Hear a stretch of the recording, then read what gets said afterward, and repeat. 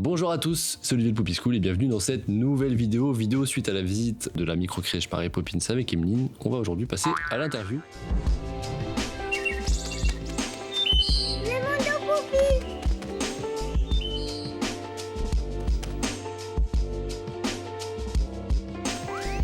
Bonjour Emeline. Bonjour Olivier. Écoute, pour commencer, parce que maintenant ça fait 2 ans qu'on a sorti la première vidéo, est-ce que tu peux nous faire un petit récap des dates d'ouverture de tes présentes structures jusqu'à l'arrivée de celle-ci un petit peu, et après on va parler plus en détail de celle-ci et puis d'autres sujets. Alors la première structure a ouvert en 2019 à Frélazé. Ouais. La deuxième structure en 2020 à Saint-Mathurin-sur-Loire. Ouais. Et la troisième en 2021 à Saint-Sylvain d'Anjou, et puis celle-ci, septembre 2023, à Saint-Barthélemy d'Anjou. Petite pause d'1 an, du coup, dans ton rythme effréné. Oui. Il y avait besoin aussi de faire une pause et de voir aussi comment ça fonctionne déjà avec 3 structures. Ok, pour être complémentaire du coup à la visite, on va rentrer un peu plus en détail sur celle-ci. Qu'est-ce que tu peux nous dire du coup sur l'histoire de cette structure-là, qui est une histoire un petit peu particulière du coup? Comment tu as eu cette opportunité-là, et puis après de la suite? Alors du coup, ce qui se passe, c'est comme avant, j'étais assistante maternelle en MAM. Ouais. J'étais avec une équipe d'assistantes maternelles et on a eu un projet de construction avec la mairie. Donc on a fait des plans, on a fait tout avec la mairie, et après moi j'ai eu l'opportunité d'ouvrir ma première structure, donc j'ai quitté la MAM. D'accord, donc c'est la MAM dans laquelle tu as travaillé, que même tu as fait les plans, etc. C'est ça. Et donc tu as quitté pour créer ta première crèche. Oui. C'est ça, on n'était pas dans ces locaux-là avant. Okay. On était dans une maison qui n'était pas du tout adaptée. On devait rester qu'1 an et finalement on était resté 4 ans dans cet endroit. Du coup, les filles ont mené le projet à son terme, sans moi. Elles ont ouvert il y a 18 mois la MAM dans ces locaux-là. Et en fait, elles se sont donné un petit peu de temps pour savoir si elles avaient toujours envie d'être en MAM ou si elles avaient envie de lâcher des responsabilités. Donc voilà. Revenir du coup à domicile ou non, de passer en structure. Du coup. Et comme nous on a toujours gardé le lien ensemble, et puis elles ont aussi confiance en moi. Elles savent vers qui se tourner, et puis elles ont discuté pendant 1 an entre elles, de se dire est-ce qu'on passerait pas le cap de passer en structure? Donc elles m'ont contactée. On a mis des conditions en place, chacune de notre côté. Elles ont voulu garder les horaires d'ouverture qu'elles avaient pour la MAM, les fermetures en fait de la structure. C'était quoi du coup? Alors du coup les horaires c'est 8h-18h du lundi au vendredi, et du coup elles ferment 3 semaines en août. D'accord. Voilà. Alors que mes autres structures c'est 2 semaines en août. D'accord, ok. Ouais. Et après, c'est une semaine à Noël? Et après, c'est une semaine à Noël, voilà. Ok, une 5e semaine libre, où ils veulent, ça marche? Alors en fait, moi, elles ont toutes 6 semaines de vacances. Okay. Dans chaque structure, elles ont toutes 6 semaines de vacances. La semaine de Noël, en fait, c'est un cadeau de Noël. Donc pour toutes salariées, même les salariés qui embauchent maintenant, à Noël, elles ont une semaine de vacances. Donc ils ont 2 semaines où ils peuvent prendre où ils le souhaitent. Voilà, 2 semaines. Sous réserve d'organisation. Et du coup, 8-18, c'est un peu plus... C'est plus serré, mais finalement, comme on est dans une ville, dans une grande ville, il y a tellement de demandes que le 8-18, il n'y a pas besoin de plus, il n'y a pas besoin de dépasser. Okay. Et du coup, niveau organisation, c'est peut-être un peu plus simple, au niveau des plannings. D'habitude, tu fais quoi comme horaire? D'habitude, c'est 7h30, 18h30 ou 19h, ça dépend dans quelle structure. Mais finalement, on se rend compte que jusqu'à 19h, il y a très peu d'enfants. Il y a peut-être en général 1 enfant. Donc du coup, c'est mieux de finir à 18h finalement. D'accord. Et après, elles ont la demi-heure de ménage à faire. Donc voilà, ça pousse jusqu'à 18h30. Tu dis c'est par souhait d'avoir moins de responsabilités qu'ils ont souhaité arrêter, mais c'est quel type de responsabilité qui fait que... Alors, c'est les responsabilités surtout pour la gestion des plannings, la gestion des parents, qu'elles ne voulaient absolument plus, les conflits avec les parents, le rapport à l'argent. D'accord. Aussi. Quand elles ont du mal à se faire payer, ou quand il y a des conflits en fait avec les parents, c'est tout ça qu'elles ne voulaient plus. Elles accueillent combien d'enfants du coup? 12 enfants. 12 enfants aussi? 12 enfants, elles étaient 3. D'un point de vue salaire, du coup, ça reste plus ou moins similaire quand tu passes d'une... Alors pas du tout, parce qu'en MAM, elles avaient 4 enfants chacune, donc à raison de 5 à 600 € par enfant. C'est pas du tout les mêmes salaires, mais voilà, elles faisaient 45 à 48 heures par semaine. Donc revenu au taux horaire, c'est un peu kiff-kiff. Exactement, donc c'est kiff-kiff, elles sont même, je pense, en faisant les calculs, elles sont même gagnantes à passer à 35 heures, parce que là du coup, ça fait déjà... 2 mois. 2 mois, et elles se rendent compte que franchement, faire 35 heures, c'est génial, quoi. Ouais, puis sans compter l'impact aussi mental de dire je dois gérer les contrats, je dois gérer les conflits, etc. C'est ça aussi en moins. Donc on peut pas trop le chiffrer, mais ça prend du temps, quoi. Même quand on travaille pas, on y pense. Donc ça a été difficile avec ce passage-là, cette reprise de MAM, c'est que moi, je connaissais les filles, et du coup, moi, j'avais peur que notre relation, elle change, et que j'arrive pas à m'imposer en tant que patronne, et que les filles n'arrivent pas aussi à me considérer aussi comme patronne, et finalement, ça s'est super bien passé. Mes doutes doutes, ils ont été tous dissipés en un mois. Je me suis dit, finalement, c'est super, quoi. Donc, même si on connaît les gens, il faut leur faire confiance. Parce que vraiment, c'est une super équipe. Après, t'avais ton expérience. Parce que moi, j'ai aussi des cas, par exemple, chez Poupyland, on a des personnes qui étaient sur le terrain et qui sont devenues RT, par exemple. Et après, derrière, effectivement, tu dois. C'est toujours un peu compliqué de passer de collègue à responsable. Toi, t'as l'avantage que toi, t'avais quand même le recul d'avoir déjà tes 3 structures. Donc, quand même, ça aurait été ta première, peut-être, ça aurait été un peu plus compliqué pour imposer certaines choses. J'imagine que t'as ton recul aussi qui permet de savoir ce que tu veux. Et puis, en plus, comme je passais de temps en temps les voir, parce que j'arrivais pas à couper le lien aussi avec elles m'entendent parler des structures, elles m'entendent parler aussi des choses qu'on fait. Et voilà, elles ont aimé ma façon de fonctionner, voilà, les petites fêtes qu'on fait avec les parents, les enfants, le budget qui est pas du tout le même. Que dès qu'elles ont besoin de quelque chose, voilà, on en discute et puis on achète si besoin. Mais c'est pas du tout la même chose et ça leur a donné envie finalement de passer le cap. Okay. Si on reste un peu sur ce local-là, du coup, une particularité par rapport à tes autres locaux, c'est la taille. On a vu 107 mètres carrés. Mais ça t'a permis quand même, du coup, d'accueillir 12 enfants, même 13 potentiellement. T'as dû faire des changements en particulier. C'est quoi l'investissement que t'as dû mettre ici pour récupérer ce local et rouvrir en micro-crèche, du coup? Alors, du coup, ici, j'ai la chance que la société immobilière qui loue les locaux ne m'ont pas demandé de verser un loyer supplémentaire et ils n'ont pas augmenté le loyer. Donc, du coup, le loyer est quand même raisonnable. Il est de combien, du coup? Il est de 1170. Ok, ouais, effectivement. Voilà. Intéressant. Donc, il est plutôt raisonnable. Bon, 107 mètres carrés. Voilà. Ouais, c'est sûr, mais voilà, c'est du HLM, donc c'est très intéressant. Ici, au niveau investissement, les filles, comme ça faisait 14 mois qu'elles avaient ouvert, il y a du matériel qu'elles avaient déjà renouvelé. Donc en fait, j'ai racheté certains matériaux qu'ils avaient déjà. Et puis moi, j'ai investi dans des choses un petit peu plus durables, comme la grande table à langer pour l'entrée, voilà, des tapis neufs, voilà, la cuisine qu'on a remis un petit peu aux normes des micro-crèches. Et sinon, j'ai pas eu beaucoup d'investissement à faire dans cette structure. Ok, parce qui a permis du coup d'ouvrir une 4e sans forcément faire un prêt, ou au moins ça t'a permis de... J'ai quand même fait un prêt, faut faire des mobilisations aussi. Sûr, hein. Donc j'ai fait un prêt qui était pas énorme, qui m'a permis de payer aussi les premiers mois de loyer, parce que j'ai pas voulu remplir tout de suite la crèche. Du coup, ça s'est passé comment alors, là, tu dis t'as ouvert en septembre, t'as su que tu la reprenais quand? Alors en mai, c'était définitif en mai. Ok, du coup ton dossier d'agrément tu l'as fait durant l'été en fait pour que... Oui, juste en mai, j'ai eu la visite pendant la fermeture en août de la PMI. Même PMI que tes autres structures? Même PMI. Ok, donc c'est bien. Voilà. Bon, ça roule. Donc c'était déjà acté sur plan quand ils ont reçu mes dossiers. Ok. Voilà, pour eux c'était ok. Le fait que ce soit une reprise de MAM. Non. Tu fais du référentiel bâtimentaire qui est en crèche par rapport au MAM? Non. Aucun changement. Et ça aussi, c'est intéressant parce qu'on pense que vu qu'il y a un nouveau référentiel bâtimentaire, il faut faire des changements. Non, finalement, si c'est déjà ouvert sur certaines conditions, il n'y a pas forcément besoin de faire de changements. En tout cas, pas dans notre département. Ok, donc t'as eu une dérogation sur des choses en particulier, par exemple? Aucune dérogation. Ouais, donc en fait, ça passait déjà... Ouais, aucune dérogation. Avec des petites particularités, on l'a vu dans la visite, mais genre une cuisine de 5 mètres carrés que t'as réussi à optimiser. Enfin, l'idée ici, c'est que tu optimises un peu tous les espaces, quoi. C'est ça. Ce qui est bien, c'est que c'est assez rectangle en longueur et du coup, t'as tes pièces qui collent bien, quoi. Pas d'obligation d'avoir de fenêtres dans la cuisine ni dans la salle de soins parce qu'il y a une VMC, voilà. Il y a des choses qui étaient déjà faites et qu'on peut pas, comme c'est un bâtiment, on peut pas modifier, quoi. Pas modifier. Du coup, tu sais en mai que tu vas ouvrir, tu fais ton dossier d'agrément, du coup toi, tu lances ta communication du coup dans la foulée dès mai, du coup. Oui, c'est ça. Okay. On a fait la communication sur Facebook. Ok, donc sur ta page existante. Oui. Ce qui fait que ça t'a amené à avoir suffisamment de préinscriptions et t'as souhaité du coup avoir étalé au démarrage? Alors en fait, c'est que les filles avaient un groupe de 12 enfants.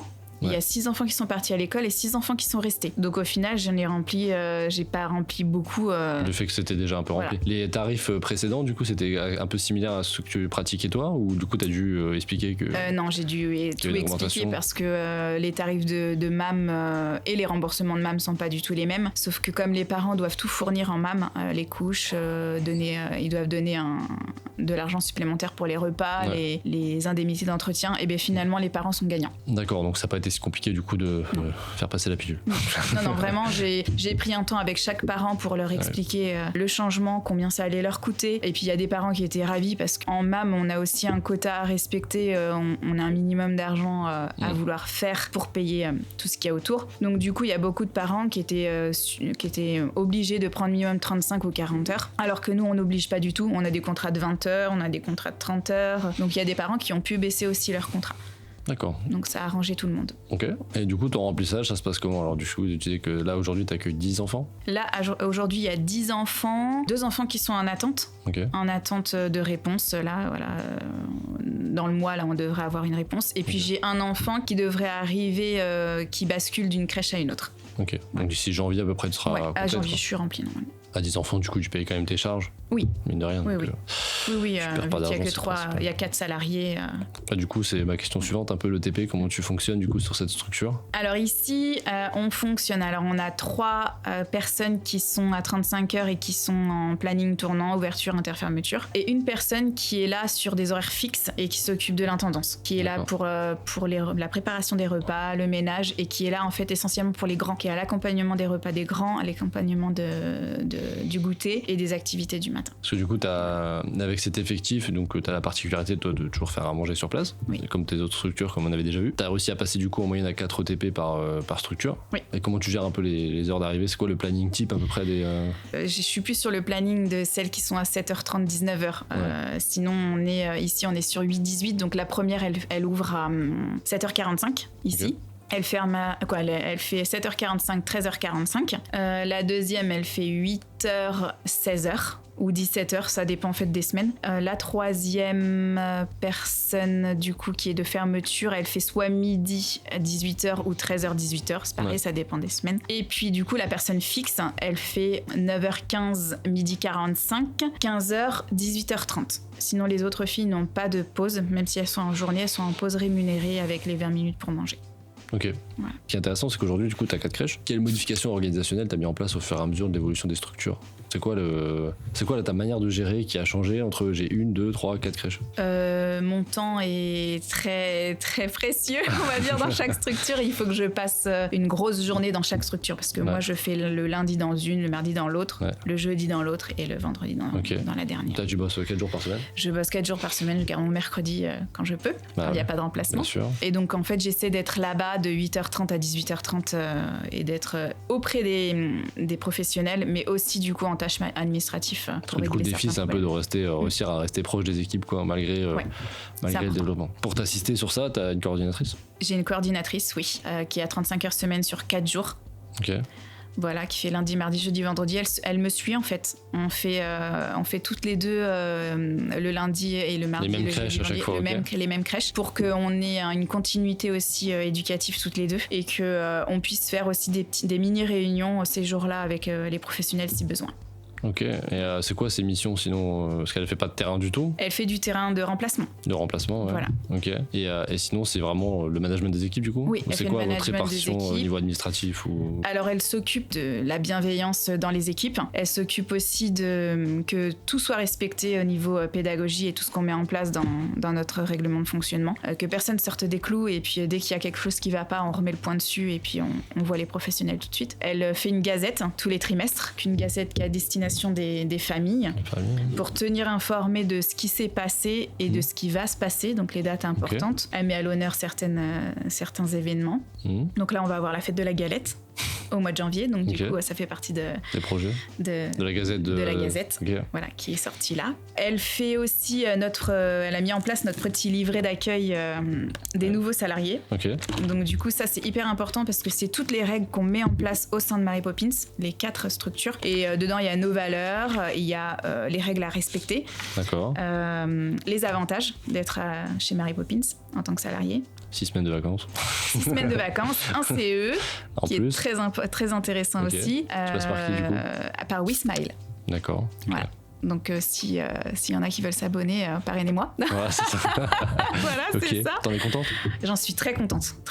Et en fait, ce qui est intéressant avec WeSmile, c'est que ça leur permet d'avoir des réductions partout. Mais en fait, je leur mets à disposition une cagnotte. Plutôt que de leur donner des augmentations ou des chèques cadeaux, des choses comme ça. Ils ont une cagnotte tous les mois. Tous les mois, elles sont abondées d'une somme. Et en fait, elles en font ce qu'elles veulent. C'est une somme fixe du coup? C'est une somme fixe. Tu donnes combien du coup? Là, je mets 30 € tous les mois par salarié. Après, on peut aller, c'est le minimum. Voilà, moi mais c'est déjà pas mal, c'est déjà mieux quand même. Tranquille. Clairement. Du coup, t'as pas de cotisation sociale sur cette cagnotte? Il n'y a pas de cotisation, c'est pas imposable. C'est déductible pour la société. Ok, du coup, ils ont 30 € par mois, c'est cumulable du coup? Oui. Tu vois, moi, je suis gestionnaire assimilé salarié, donc du coup, je fais partie de l'effectif et j'ai le droit à tous les mêmes avantages que les salariés. Donc moi, mes 30 €, en fait, je n'y ai pas touché pendant un bon moment et puis je me suis fait un petit plaisir avec cet argent-là. Ok, ça marche. Mais c'est super comme avantage, c'est top. Et par exemple, à Noël, s'il y a des cadeaux à faire, plutôt que faire des cadeaux, on balance un chèque cadeau sur WeSmile et elles reçoivent une petite note. Et du coup, donc, ta coordinatrice, elle a plutôt un rôle de management, du coup? Est-ce qu'il y a d'autres choses qu'elle fait au niveau administratif, par exemple? Le remplissage est géré par qui? Le remplissage n'est pas géré par elle du tout. C'est les éducatrices qui s'occupent du remplissage. Ok. C'est-à-dire que la communication, elle est faite par toi? Oui. D'ailleurs, tu communiques comment au quotidien? Alors moi, je communique essentiellement sur Facebook. Donc par ta page, mais tu fais des articles, tu fais aussi des publications qui sont sponsorisées ou pas? Pas du tout. Non. La page Facebook, franchement, me suffit. Après, on essaie de se faire connaître aussi auprès des mairies. Maintenant, les mairies, ont l'habitude, ils nous ramènent du monde aussi. Mais la page Facebook est vraiment suffisante. Et c'est pour ça que c'est important de publier régulièrement des choses. Parce qu'avant, on le faisait un petit peu moins, j'avais moins le temps. Mais là, maintenant, j'ai missionné mes éducatrices de me faire au moins une fois par semaine un montage vidéo. Tu vois l'impact du coup sur ton volume de préinscription et le partage. Je vois les parents. Dès qu'il y a une inscription, en fait, les parents vont bien suivre la page Facebook. Puis même les professionnels, ça leur donne envie de venir travailler avec nous. Carrément. Du coup, donc je reviens sur ton process de préinscription. Ta communication fait que tu as des préinscriptions. Et du coup, c'est tes éducs qui vont appeler les parents lorsqu'ils ont de la place. Ils prennent rendez-vous. C'est eux qui font les devis, contrats, tout. Oui, on a mis en place des devis en calcul automatique, ce qui nous a changé la vie, ça c'est génial. Et du coup, alors en fait, tout le tableau est déjà prêt. Elles ont juste à changer le nombre de semaines de vacances, le nombre d'heures par semaine. Et puis ça calcule tout. Et le tarif, elle range juste le tarif horaire. Et ça calcule tout parce que c'est vrai que c'est quelque chose que tout le monde n'arrive pas à faire, les calculs sur les devis. Et du coup, je passe par quoi? Par un fichier Excel ou c'est par... C'est un fichier Excel que j'ai fait moi-même. Ok. Et du coup, ça te permet d'avoir des devis qui sont rapides. C'est quoi le process? T'envoies un mail avec le prix? Tu rappelles après? C'est les éducs qui maintenant s'en occupent. Mais je veux dire, est-ce qu'elles envoient? Parce que je sais que par exemple, nous, notre fonctionnement, c'est j'ai une préinscription. Si j'ai une place, j'indique tout de suite le tarif et puis la place qu'on peut proposer si c'est pas forcément la place qui a été demandée. Et seulement après, le parent valide et après, du coup, on les prend en rendez-vous pour leur expliquer tout le reste, tu vois. D'accord. Non, nous, on fonctionne à l'inverse. On fait d'abord, on les convoque, on leur demande de venir. Venez ici tout de suite. Non, on leur demande d'abord, elles prennent les infos. On a la chance avec Miko d'avoir toutes les infos, mais on les a toujours au téléphone pour leur demander s'ils ont des demandes particulières ou si ils peuvent être flexibles ou pas en fonction de la place qu'on a. Et on les reçoit. C'est après les avoir reçus qu'on fait le devis. Ce qui permet d'avoir un peu vendu ta structure. C'est ça. C'est comme ça que je fonctionne, mais moi j'aime bien. C'est pour ça que j'ai eu énormément de mal à déléguer cette partie-là, parce que moi j'aime vendre mes structures et je me dis que s'ils sont venus aussi pour moi, pour mes valeurs à moi. C'est compliqué. T'es toujours le mieux placé pour défendre ton projet, forcément. Exactement. Donc ça a été dur de déléguer. J'ai délégué depuis à peu près 6 mois et c'est vrai que ça a été très très difficile pour moi, mais bon, je peux plus tout faire. Et ça, tu fais pour tous les parents? Oui. Ou même s'il y a seulement s'il y a une place potentielle? Ou tu le fais pour Alors, tous? s'il y a une seule place et qu'on a qu'une seule préinscription, la question ne se pose même pas, c'est juste la demande des parents et l'acceptation des parents. Si on a plusieurs places, on convoque plusieurs parents quand on leur demande de venir et de visiter. Et puis on fonctionne aussi au feeling, beaucoup au feeling. Toi, tu fonctionnes à l'heure, les contrats? Oui, à l'heure. Donc ça prend aussi en compte de savoir effectivement le volume horaire. Entre un 9-16 et un 8-18, c'est pas forcément pareil. C'est ça. Et ce qui est pas forcément plus intéressant d'avoir un 45 heures plutôt qu'un 35 heures sur 3 jours, quoi. Ou sur 4 jours. En termes de chiffre d'affaires, actuellement, sur tes structures, t'as combien en moyenne? Alors là, je suis pas remplie partout, mais normalement, alors si tout va bien, on est en moyenne à 17 000. Tu me disais que t'avais fait évoluer tes tarifs? Oui. Parce que au début, ils étaient bas. Ils étaient bas et en fait, c'est le constat des parents qui viennent me voir et qui me disent à chaque fois vous êtes pas cher. Et là, je me suis dit oh là là, je suis pas cher, j'offre des prestations supplémentaires par rapport aux autres structures aux alentours. Je pense qu'on a un accueil de très grande qualité. Et là, je me suis dit, il va falloir faire quelque chose, quoi. Il faut remettre au goût du jour mes tarifs parce que je les réévalue tous les mois de septembre. Mais finalement, je me suis rendu compte que la grille tarifaire que j'avais fait à la base, Elle n'était pas très cohérente d'un passage, par exemple d'un 34 heures à un 35 heures, elle n'était pas très cohérente. Donc du coup, j'ai mis en place comme ta fiche horaire que tu avais vraiment à l'heure, et j'ai fait la même chose à l'heure. Bon bah c'est sûr, hein, pour un 45 heures maintenant ça coûte très cher, mais au final je me dis bah mince, 45 heures c'est quand même 45 heures de garde. Donc effectivement il faut aussi. Ça fait quoi tes tranches horaires du coup entre le plus bas et le plus haut, c'est combien? Au plus haut on est à 10 € de l'heure. Oui, classique. Voilà, 10 € de l'heure. Et au plus bas je crois à 7 €. Ce qui reste pas cher. Voilà. Maintenant, je crois qu'on est à 7, mais pour 50 heures, quoi. Ouais. Bah, en fait, en gros, la moyenne aujourd'hui, mine de rien, et depuis en plus l'inflation, etc., vraiment, c'est 8 € le plus bas souvent. Et là, on vient de taux de structure dans le coin où on a tourné aussi, c'était 8 € le. Oui. C'est en moyenne ça, hein, maintenant. Maintenant, un 35 heures. Alors avant, sur mes anciens tarifs, un 35 heures me rapportait 1150 € à peu près. D'accord. Maintenant, un 35 heures me rapporte 1240 à peu près. D'accord. Un petit peu plus. Exactement, je sais plus. Du coup, en optimisant un peu plus, tu pourras aller au-delà des 17 000 normalement. Oui, voilà, c'est ça. Si on revient un petit peu, parce que un peu le nerf de la guerre, mine de rien, c'est l'équipe. Tu nous parlais d'avantages. Donc, en gros, en avantage, t'as mis 30 € par mois du coup sur le CE. 6e semaine de vacances. Oui. Il y a autre chose? Il y a des jours enfants malades. C'est ça. 3 jours enfants malades rémunérés. Okay.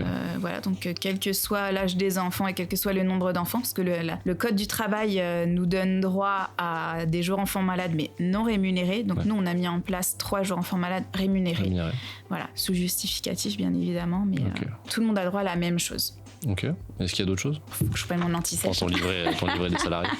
C'est bien d'avoir un livret des salariés. Oui, c'est très très bien.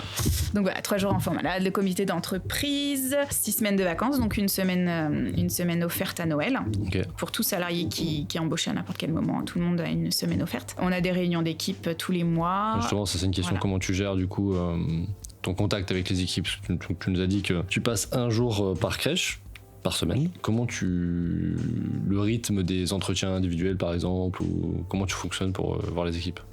On fait un entretien annuel classique, une fois par an, voire 2 fois par an si c'est nécessaire. Et puis en fait tous les lundis par exemple à Trélazé, on se voit avec l'éducatrice pendant au moins 1 heure pour faire un débrief de la semaine qui est passée, les problématiques qu'elles ont rencontrées. Et toutes les semaines, tu vois, chaque jour. Toutes les semaines, toutes les semaines, à chaque fois, on fait un point en fait avec chaque éducatrice pour répondre à leurs questions qui se sont posées pendant une semaine, les questions des parents, les questions des salariés, pour voir si tout va bien, en fait, si tout roule, et on fait son petit point là. Et puis nous, on fait aussi ce point pour faire un petit peu des rapports aussi sur des choses qu'on a remarquées, qu'on a vues. Par exemple, là, on a fait des remplacements. On est beaucoup plus sur le terrain quand c'est comme ça. Et puis là, on se pose des questions sur certaines choses. Alors, des fois en positif, des fois en négatif. Ça dépend. Voilà, c'est le moment aussi de reposer les choses et de reposer le cadre s'il y a besoin. On a l'analyse de la pratique aussi. Ouais. Du coup, comment tu fonctionnes maintenant pour les APP? RSAI, du coup, t'as trouvé aussi? Tout le monde est là. Nous, les analyses de la pratique, ça fait déjà plus d'1 an et demi qu'on les a mis en place. Donc, c'est quel type de profil, du coup, qui fait psychologue? Alors, j'ai pas son poste en tête. Elle est professionnelle de l'analyse de la pratique. Voilà. Elle en faisait avant, elle en fait maintenant, elle en a fait son métier. Ok. Puis bon, forcément, avec l'essor des micro-crèches qui maintenant, c'est devenu obligatoire, et forcément beaucoup de personnes qui... Mais c'est intéressant. Toutes les salariés dans toutes les crèches ont 1h30 tous les 2 mois d'analyse de la pratique. Et puis, tu fais comment du coup en collectif par structure complète ou tu mixes les structures? Non, chaque structure a sa propre analyse de la pratique, juste avec les 4 pros de la structure, hors direction. Et nous, Christine et moi, on a l'analyse de la pratique toutes les 2. D'accord, donc direction c'est vous 2, c'est pas les éducs. Non. Pour ton référent santé du coup? Référent santé, on a une infirmière puère.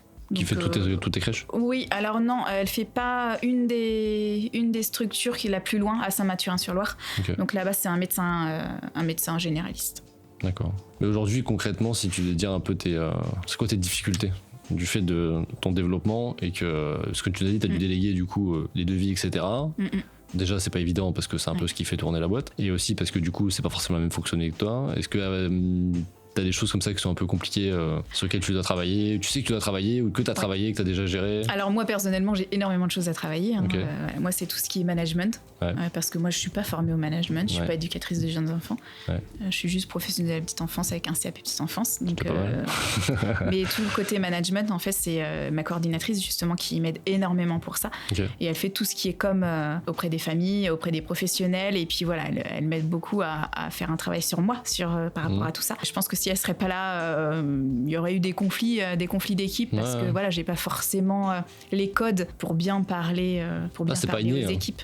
C'est pas inné le management, et on a un management particulier dans le monde de la petite enfance, du fait que quand tu dois dire quelque chose à quelqu'un, après elle retourne sur le terrain, auprès des enfants, t'es obligé de faire attention à tout ça, et c'est vraiment pas évident, donc c'est pas inné, ça s'apprend quoi.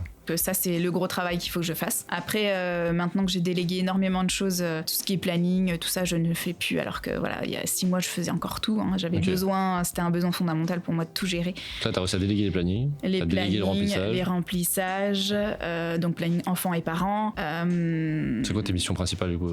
Alors moi je suis plus là pour tout ce qui est facturation et le lien financier et la communication extérieure. D'accord, et puis le développement du coup. Et le développement, voilà, tout ça. Une grosse partie, parce que du coup, on a l'impression que c'est pas une grosse partie, mais ouais, c'est tout ce qui est gestion de paye, tout ça, voilà, c'est moi puis aussi c'est un objectif en soi de pas. Il y a une étape où on arrive à dire ok, je suis plus indispensable en fait sur le terrain. Ouais, mais moi je me sens encore. Qu'est-ce qui fait que t'es indispensable? J'ai pas envie de lâcher en fait 100%. J'ai pas envie c'est ta volonté. Oui, non, j'ai pas envie de lâcher. Je le fais parce que ça me fait. Il y a besoin, parce qu'il faut valoriser aussi ces éducatrices, c'est important de leur donner du travail. Et du coup, ta coordinatrice. Et ma coordinatrice fait énormément de choses. Là, elle est en train de me monter un site. Un site internet qui est vraiment extraordinaire. C'est quoi le profil à l'origine la cordo? La coordinatrice, pour moi, elle est là pour me seconder dans tout, en fait. C'est quoi son parcours avant, du coup? Elle était éducatrice de jeunes enfants depuis 7 ans. Donc voilà, elle a un très très très beau parcours d'éducatrice. Donc voilà, elle a vécu des choses dans les anciennes entreprises où elle était, où elle sait qu'elle ne veut pas reproduire les mêmes choses au niveau de la direction, tout ça. Elle elle remplit son rôle à 100%. Ok. Si mes souvenirs sont bons, tu l'as embauchée à partir de la 3e crèche, c'est ça? Oui, je crois qu'elle est arrivée quand on se voyait il y a 2 ans. L'ouverture de Saint-Sylvain, c'est ça. Ok, c'est toujours la même depuis? Toujours la même. Ok, bonne pioche. Très bonne pioche. Ça marche. C'est quoi les prochaines étapes du coup? Un petit peu de repos. Non, je ne pense pas qu'il y aura de 5e structure. Pas à court terme, quoi. Parce que moi, j'ai besoin d'être toutes les semaines dans chaque structure. Donc, avec 5 structures, je ferai aussi l'impasse sur mon mercredi, qui est important pour être avec mes enfants. Bien sûr. Donc, voilà, 5, ce sera pas possible. Donc, prochaine étape, c'est plutôt développement. Renforcer formation sur le management. Ouais. Et du coup, d'accompagner encore plus tes équipes et de garder cet esprit familial au sein de tes structures. Ouais. C'est tellement important en fait que tout le monde soit bien, les professionnels, les parents. Là, depuis septembre, on a mis aussi en place quelque chose de bien aussi dans le bien-être des salariés. C'est que tous les mois, dans chaque structure, les salariés vont se faire masser, se font masser par. Carrément. Ok. C'est le bien-être au travail. Ouais, donc top. Voilà, donc on a encore un avantage dans la liste. Exactement, qui n'est pas rajouté dessus parce que du coup, c'est récent. C'est récent, mais voilà, on a une partenaire. Fluorescence qui vient tous les mois. Pour l'instant, on a commencé par une fois par mois dans chaque structure, donc c'est-à-dire qu'elle passe 3 fois dans l'année. En fait, dans la structure. D'accord. Septembre, octobre, novembre, décembre, et après on reprend. Et ça se passe comment? Donc elle vient dans la structure? Donc elle vient dans la structure, c'est des massages qui s'appellent Ama-Assis. Oui, je vois. D'accord. Donc voilà, c'est assis, donc elle pose son matériel dans une pièce et toutes les 15 minutes, elle masse les professionnels pendant 15 minutes. Ok. Voilà, c'est hyper. Ça fait déjà 2 mois et les filles elles m'ont dit mais c'est génial. Ouais, c'est trop bien. Voilà. Et du coup, ça se fait sur quel créneau? Comment c'est ça? Le temps du midi. Ok. Elle fait midi 45, 14h45. D'accord. Voilà. Ça te coûte combien du coup? Alors ça me coûte pour les 4 structures 200 € à peu près. 200 € par mois. Une belle panoplie d'avantages. Ouais, c'est quelque chose de... Voilà, il fallait passer à l'étape supérieure. C'est bien de donner aux familles, de donner à tout le monde, mais il faut aussi donner aux professionnels. Donc, c'est un peu le nerf de la guerre. Si demain, si les pros se sentent bien, ça impacte les enfants, donc ça impacte les familles. Les familles sont presque OK à payer un petit peu plus cher si au final tout roule et tout se passe bien. Quoi. Dans un monde où on voit plein de choses, c'est bien de voir du positif là-dedans. Du coup, c'est quoi ta vision à 5 ans? Dans du court terme, il n'y a pas trop de projets, plus management, mais comment tu te vois Je ne sais pas, je n'arrive pas à me rendre compte en fait déjà que j'ai ouvert une 4e structure, ça s'est fait tellement vite aussi que... C'est vrai que je te dis à 5 ans, mais là ça fait que 4 ans quoi. Oui, là ça fait 4 ans, et non... tu le vois comment dans l'avenir toujours pareil, une journée par semaine dans chaque structure, à être 100% auprès des salariés, 100% auprès des enfants. Moi j'adore être auprès des enfants. Donc, c'est l'origine un peu du projet, quoi. Ouais, c'est ça. Je t'ai déjà posé la question il y a 2 ans, mais du coup, je te la repose sur l'apprentissage de ces 2 dernières années. C'est quoi ton apprentissage de ces 2 dernières années que tu aurais voulu savoir et te donner à toi-même comme conseil il y a 2 ans? De me préserver. Ouais. Énormément. C'était dur par rapport à quoi? Ouais, c'est dur. La gestion d'équipe et la gestion humaine est très compliquée. Donc difficile. Le management, on en revient là-dessus. Le management et puis faire. T'as des exemples faire de choses aussi attention à moi. Parce que je fais pas beaucoup attention à moi. Bah déjà, tu prends pas beaucoup de temps. Mine de rien, parce que t'as ton mercredi, mais t'as des grosses journées sinon. Oui, des grosses journées et puis des vacances qui sont sautées parce qu'il y a des arrêts. J'ai vu le message. C'est vrai que c'est aussi mes responsabilités, mais c'est dur. C'est dur de se dire que je trouve qu'on est dans un monde maintenant. Les jeunes veulent plus beaucoup travailler. Les jeunes ont besoin de beaucoup de reconnaissance et. Je sais pas l'origine de ça.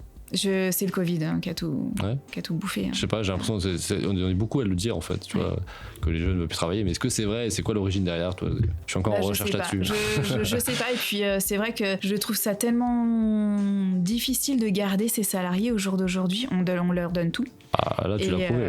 Et en fait, c'est très compliqué. Ou alors, moi, j'ai eu la malchance, malheureusement, que toutes mes équipes sont parties pour faire leur propre projet. Donc, ça veut dire que ça leur donne envie aussi. Mais c'est un peu... Avec Poppy School, des fois. Avec Poppy School, en plus. Désolé. Pas toutes. Mais voilà. Ça, c'est pas bien. Non, des ouvertures de MAM, des équipes qui sont parties pour ouvrir leur MAM, d'autres pour leur micro-crèche. Donc, voilà. Bon, ça fait plaisir parce qu'elles prennent leur envol. Mais bon, ça m'enlève des équipes d'un seul coup. Et c'est dur psychologiquement de se dire qu'on perd des équipes entières. Faut aussi justifier aussi auprès des parents pourquoi elles partent. Bien sûr. Donc voilà, en 4 ans, j'ai 3 équipes entières qui sont parties pour leur propre projet. Ouais, ça fait beaucoup. T'as donné des envies en tout cas. Voilà, mais de quoi la complexité, c'est te préserver par rapport au fait qu'en fait, des imprévus font que derrière, tu fais des semaines à la rallonge en remplaçant. C'est que mon mari, il en est conscient, je peux rien prévoir. Des fois, je prévois d'être en vacances, d'être un peu avec mes enfants. Et puis finalement, 3 arrêts en même temps, non. Et Méline, tu restes au boulot. Mais comment tu pourrais éviter ça? Alors avant, j'avais 5 salariés par structure. Ouais. Du coup, je n'avais plus du tout ce problème-là. Okay. Sauf que financièrement, 5 salariés par structure, faut pouvoir le gérer. Dès qu'il y a des enfants qui partent, moi j'ai été...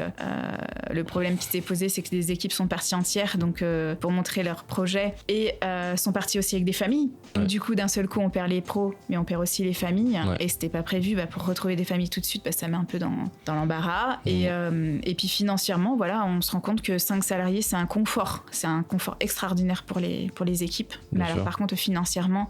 ça tire sur la corde, quoi. Ouais. Il n'y a plus du tout de marge.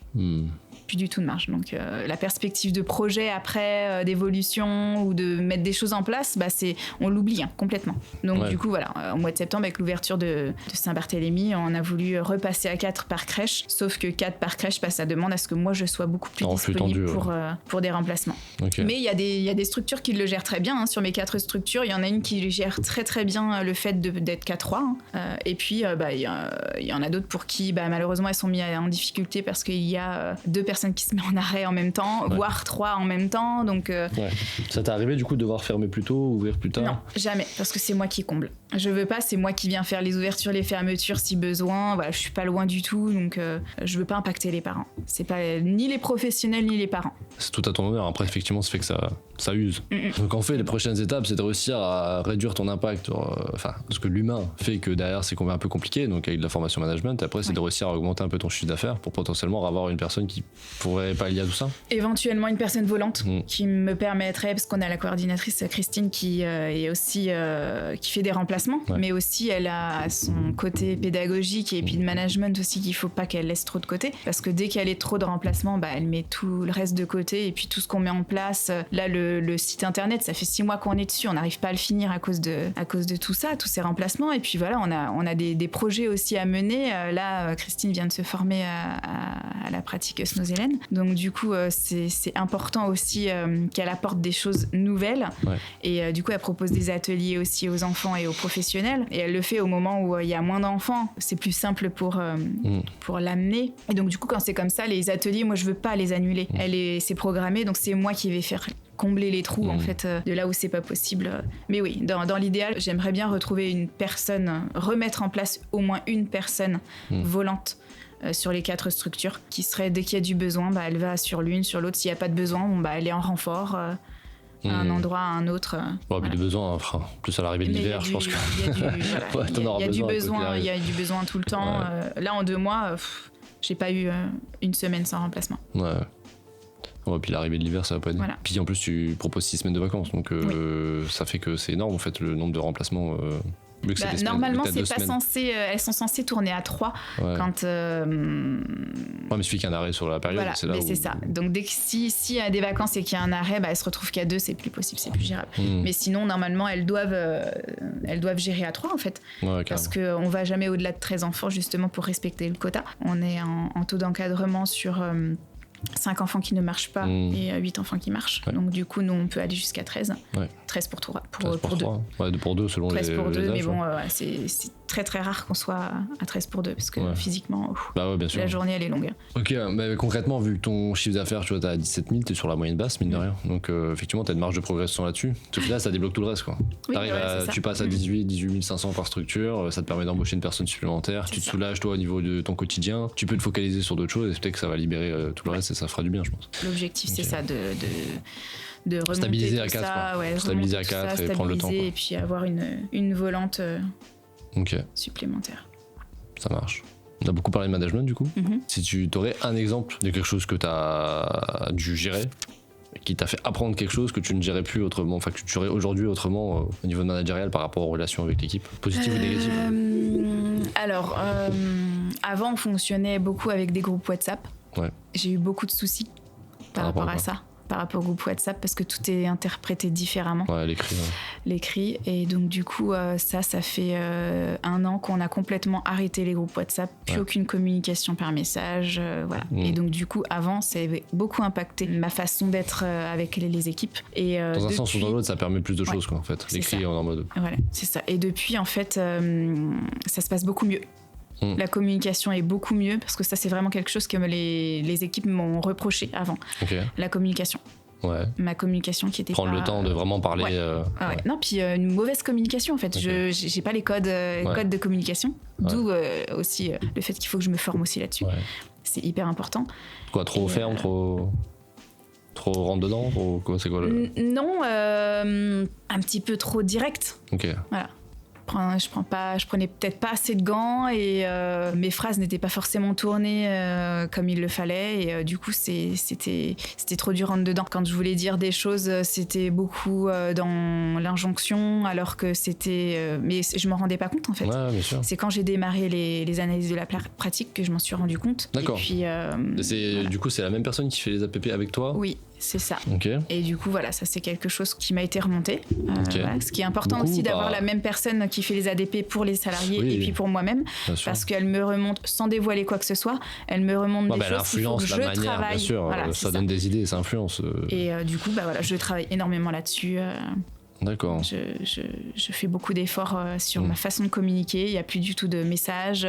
Maintenant, c'est que des vocaux. Si on a besoin de dire des choses sans s'appeler, pour pas déranger parce qu'elles sont en poste ou autre, on fait des vocaux. Comme ça, au moins, elles ont le ton. Elles ont l'intonation. Il n'y a pas de quiproquo ou elle m'a dit ça. Voilà. Parce qu'il y a beaucoup de choses que j'ai dit qui ne voulaient pas forcément dire à mal, mais finalement qui a été mal prise. J'ai plein d'exemples dans ce sujet. Voilà. Donc du coup, en fait, maintenant, plus aucun écrit.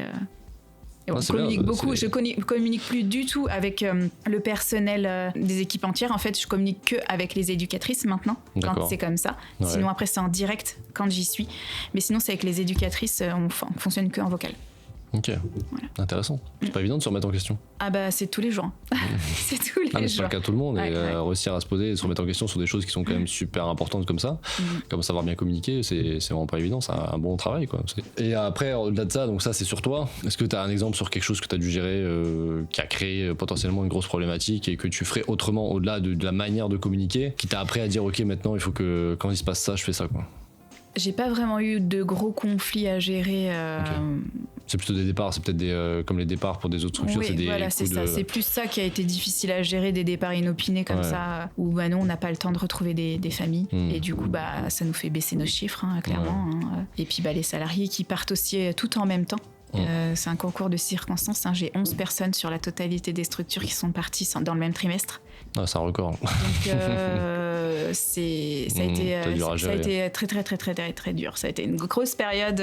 Bah, l'année dernière, au moment de Noël en fait, j'ai appris tout ça au moment de Noël l'année dernière. Donc très mauvaise fin d'année.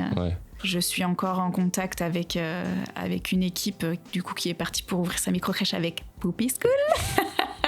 Je suis encore en contact avec elle, malgré qu'elle soit partie et qu'elle soit partie aussi avec des familles. Je leur en veux pas parce que c'est les familles qui choisissent, forcément. Mais ça se comprend que c'est un peu compliqué au démarrage, quoi. Après, mais la pilule a été très difficile à avaler. Après, voilà, faut se dire qu'on peut pas rester là-dessus, quoi. C'est la vie. Ouais, c'est ça. C'est comme ça. Intéressant. Mais voilà, c'est les départs qui sont difficiles à gérer. Quand c'est pas de notre fait, on se remet beaucoup en question. Qu'est-ce qu'on a fait? Qu'est-ce qu'on n'a pas fait? Parce que t'as eu des départs, parce que là c'est pour des projets. T'as eu des départs où ils ont dit c'est de ta faute? Il y a eu des départs, alors avant celle-ci, il y a eu des départs qui ont été faits pour de la mauvaise communication. C'est ce qui m'a été reproché. Donc d'où le fait que je me remette en question constamment. Et puis de l'incompréhension. L'incompréhension des deux côtés, voilà, des personnes qui remplissaient pas forcément leur poste pour lesquels elles ont été engagées. Donc voilà, là c'est un départ d'un commun accord, mais ça fait souffrir tout le monde en fait. Ça fait souffrir l'équipe, c'est les familles. Voilà, de toute façon, tous les départs sont on est dans un secteur où c'est important de. Alors on n'a jamais trop le temps, mais on devrait plus le prendre si on peut. C'est de prendre le temps pour embaucher, donc de bien choisir les personnes, mais de virer rapidement, parce qu'en fait ça peut tellement impacter tout le monde, l'équipe, les enfants, et des fois on traîne trop par dire mais j'ai personne d'autre, mais c'est là où c'est problématique. C'est beaucoup mon tort aussi, de me dire je garde les personnes parce que j'ai pas trop le choix, il y a personne dessous le coude, et puis des fois je m'en mords des doigts et je me dis punaise, si je m'étais écoutée, avoir la période d'essai je comprends. C'est toi qui fais le recrutement? C'est moi qui fais le recrutement essentiellement. Ok, normalement, je mets aussi mes éducatrices à contribution. Mais c'est fou que des fois, en fait, je suis tellement à droite à gauche que je fais les recrutements pas forcément dans les mêmes structures. Donc voilà. Et puis j'aime bien je suis toujours savoir qui arrive au feeling. Si ça passe pas, ça passe pas. Après je regarde les CV avec elle, avec la coordinatrice, et puis on regarde un petit peu les compétences de chacun. Mais c'est toujours moi qui aura le dernier mot. Sur c'est aussi ta vision, ta valeur. Je trouve ça important c'est quand même l'image de ma société, donc voilà, je trouve ça important. Donc là on va avoir une nouvelle personne qui va intégrer les équipes, qui est un homme, c'est la première fois. Donc dans Mary Poppins on va avoir sur quel poste du coup, quel donc diplôme? Sur le poste polyvalent du coup, ici à Saint-Barthélemy. Et il a quoi comme diplôme à l'origine? Il a un CAP AEPE et il a aussi un CAP cuisine. Pratique dans ton cas. C'est hyper intéressant, son profil est très intéressant, il a mené des choses là où est-ce qu'il est actuellement qui sont vraiment très très bien, et je trouve que l'approche au niveau des hommes c'est pas du tout la même par rapport aux enfants. Les enfants qui ont des difficultés à aller vers les hommes, ça leur donne confiance. Des bons retours souvent sur les hommes qui sont dans la petite enfance. Il y a tout, mais bien sûr, comme d'hab, mais c'est intéressant, il y en a peu. Moi, je n'ai aucun. Mais ok. Écoute, merci pour ta franchise, ton partage. Merci. Et puis, du coup, on se retrouve d'ici quelques temps, pas sur une nouvelle structure, mais non, je ne pense sur pas, des évolutions au niveau managérial. On va faire un prochain podcast sur le sujet. Très Ça bien, marche. merci. Merci beaucoup. Et puis, merci à toi. À bientôt pour une prochaine vidéo.